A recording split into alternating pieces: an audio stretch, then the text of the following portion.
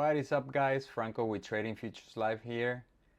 In this video I will review my trades from today. Let's jump right into it. Alright, so here we have the H1. Today is June 29th. Is a red day. I did make some mistakes that I could have avoided, but the good thing is that logging my trades just is a good process for me to keep learning and see what I can improve, right? So I had this area. This was an overnight area.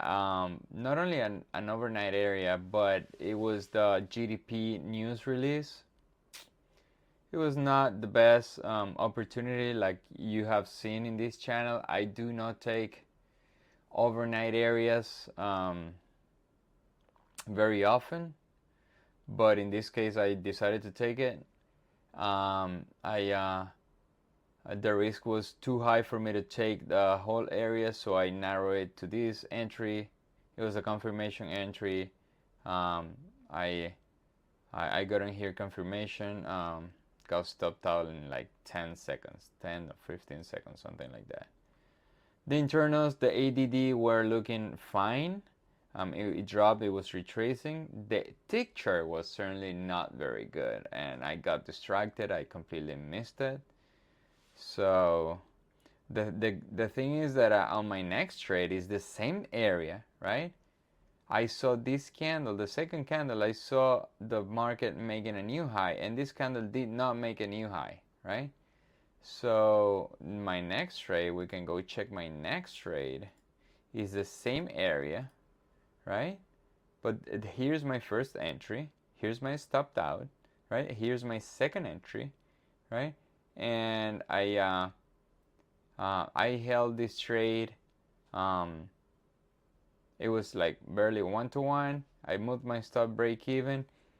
It wouldn't have worked even if I wouldn't have stopped that break even. It went to like 2-to-1, never got to my 3-to-1 target, so it's fine. Would have been a break even regardless. But yeah, I did retake this area, right? My third trade, another short. This time I had the internals aligned. Now the tick chart was making a lower high, so, and after it made a lower low, so the tick and the ADQD were aligned. Now here the ADQD did not make a new fresh low, but nevertheless we're in the minus 1500, 1600. It was very bearish, and the tick chart was certainly making a new fresh low and a lower high.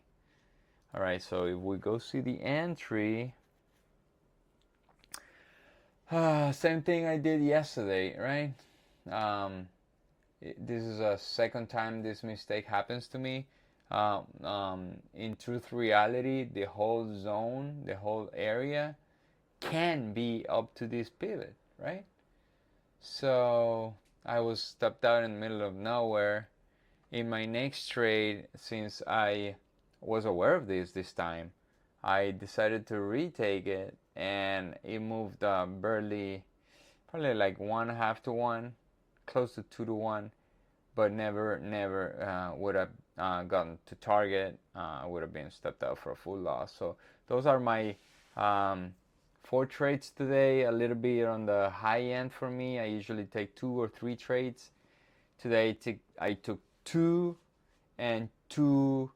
I took 4 trades total, but in reality were just 2 zones, right?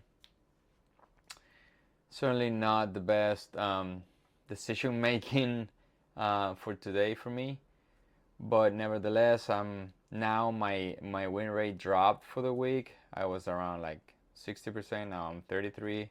Very few trades, just 6 trades overall for this week, but I'm still up. My expectancy is not very bad. And guess what? Tomorrow I'm gonna proceed with even more cautious because I don't have a good track record for the last day of the month. I think last 6 or 7 months for me have been red days, the last day of the month.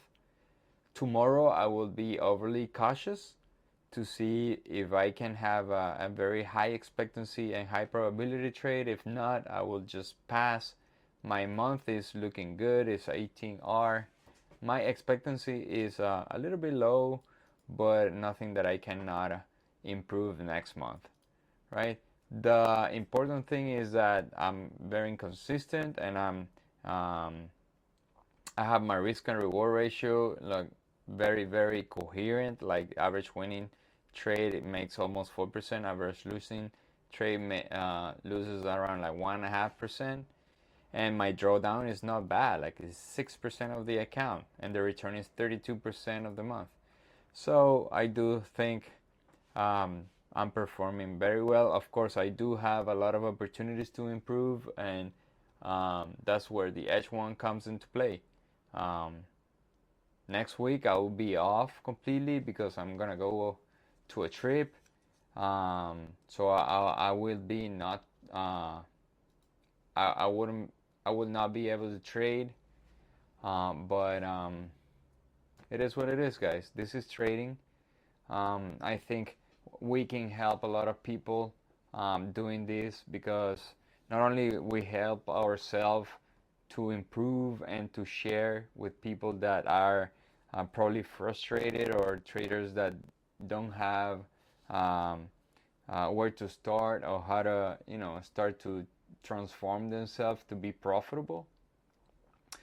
So I think we're gonna continue doing this. And with that, I ask you please like, subscribe, and share. Hit that notification button that helps us with the algo. And with that, I'm gonna pass it over to Jorge, where he's gonna review his trade today. See you tomorrow. Later. Hey everyone, thank you, Franco. In my daily recap, I had 2 losers today, 0 winners. That's all the trades I've taken this week. I didn't trade Monday or Tuesday. I didn't take any trades. So obviously not a good week so far. 2 losers, not anything I can't recover from. So if there is a light at the end of the tunnel, that would be it. I'm only down 2R. But again, not a great day, not a great week, and in all reality, not a great month. If we take a look at the month, 10 losers, 5 winners, 4 winning days versus 7 losing days. I am completely flat on the month, 0.4R. So again, not a good month, but not anything that I can't recover from. Right? Preserving capital, right? I'm flat. I'm not down. And so just need to take good trades. If we go ahead and take a look at the trades on the day, I have, again, 2 losers. This was my first trade here, was a short, a breakout short. I lost 1R, $411. And the other one, I lost 1R, $419. Let's go ahead and take a look at the trades. If we take a look at the trades here on the day, right, on the higher time frame, I was bearish.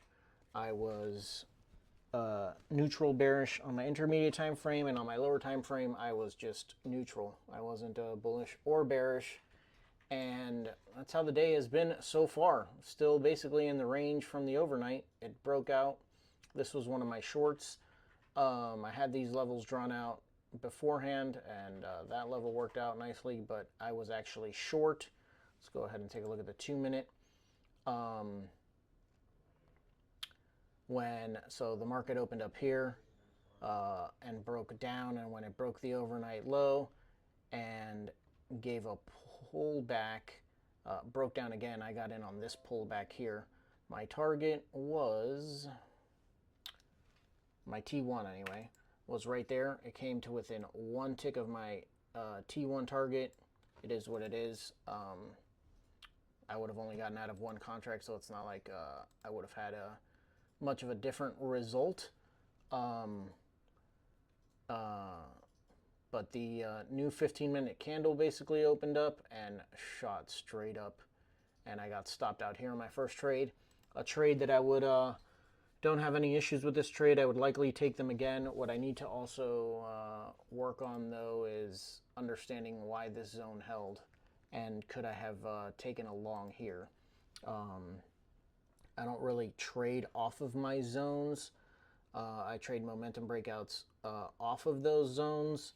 And so, again, this initial trade is not a trade that I necessarily wouldn't take again. I probably would take it again, but I would like to start to understand maybe from the internals when I should be taking zones like this that touched it and went 3R very quickly.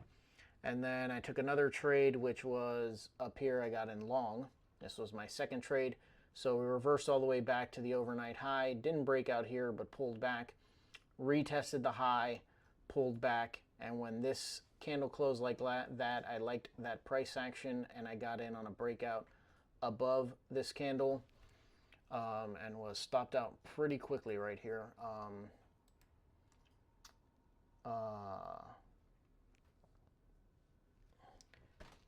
Probably a FOMO trade. Ideally, I would have waited for this to break out of the overnight high before getting in.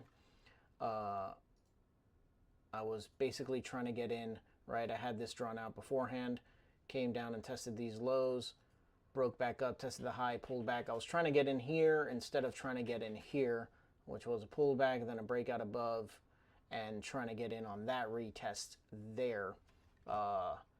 That's more so my type of trade setup. So got caught in a bit of FOMO today, minus 2R, not going to trade any more today. 2R is something I can recover from. I was definitely tilted, especially after the second trade. I was even a little bit tilted after the first trade, probably why the FOMO got to me. So that's why we go for those walks, to walk it off, and to not get caught in any more stupid trades. Again, the market hasn't gone anywhere. No setups for me in any of this garbage. So it is what it is. Minus 2R.